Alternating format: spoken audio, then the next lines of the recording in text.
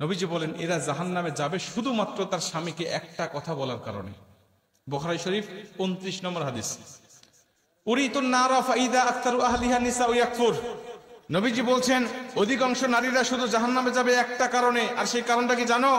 আমি মেরাজের রাত্রিতে গিয়ে দেখেছি উরিতুন নারা ফাইদা আকতারু আহলিহা নিসাউ ইয়াকফুর, অধিকাংশ নারীকে আল্লাহ জাহান্নামের মধ্যে দিয়েছে।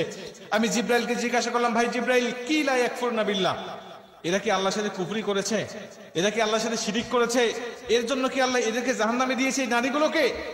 জিবরাইল বলবে, না ইয়া রাসূলুল্লাহ, একজন নারীকেও শিরিক করার জন্য আর কুফরি করার জন্য এদেরকে জাহান্নামে দেয় নাই।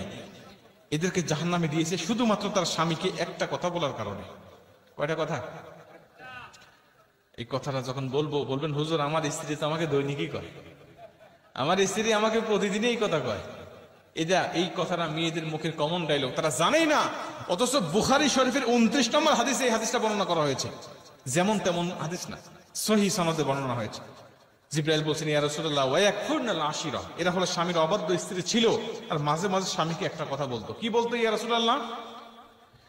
জিবরাইল বলছে, ইয়া রাসূলুল্লাহ ইয়া হাবিবাল্লাহ, এদের স্বামীগুলো ভালো ছিল। এদের স্বামীরা যখন এদের স্বামীদের কাছে এরা যা আবদার করতো, স্বামীরা তখন সেটা পূরণ করার চেষ্টা করত।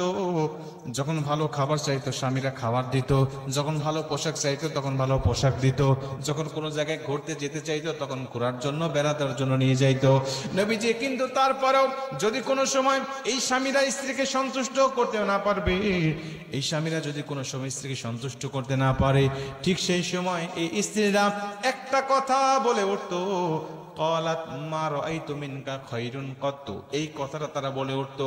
বলবেন, হুজুর আমার স্ত্রী তো আরবি জানে না, তো বললো কেমন করে? ভাই আপনার স্ত্রী আরবি যদিও না জানে, এর বাংলাটা আপনাকে প্রতিদিনই বলে। কি বলে? তোমার সংসারে এসে কোনোদিন আমি সুখ পেলাম না, তোমার সংসারে এসে কোনোদিন আমি শান্তি পেলাম না। আমি মেয়ে বলেই তোমার সংসার করতেছি, অন্য কোনো মেয়ে হলে তোমার সংসার করতো না। উরিতুন নারা ফাইদা আকতারু আহলিহা নিসা ইয়াকফুর। নবীজি বলছেন, ওই নারী, জিবরাইল বলছেন, নারী বলতো, ক্বালাত মা রাআইতু মিনকা খায়রুন কত্তু, আমি তোমার সংসারে এসে কোনোদিন সুখ পাই নাই, আমি তোমার সংসারে কোনোদিন শান্তি পাই নাই, আমি তোমার সংসারে এসে কোনোদিন উত্তম কিছু পাই নাই। আমি মেয়ে বলে তোমার সংসার করতেছি, অন্য কোনো মেয়ে হলে তোমার সংসারই করতো না। বলে বলে সাথীর মা বোনরা বলে না, এরা ভালো আছে। মা বোনেরা মনোযোগ দিয়ে শোনেন, যদি এই কথাটা ভুলেও বলে ফেলেন, আজকের থেকে তওবা করে নেন, আল্লাহ আর বলবো না, বলেছি তো বলেছি, আর বলবো না, এইটাই শেষ। আমার স্বামী, একটা স্বামী স্ত্রীর জন্য কতটা অবদান রাখে। নবীজি বলছে, যদি আল্লাহর পরে কাউকে সেজদা দেওয়া জায়েজ হতো, আমি বলে দিতাম প্রতিটা নারীকে তার স্বামীকে সেজদা দেওয়ার জন্য।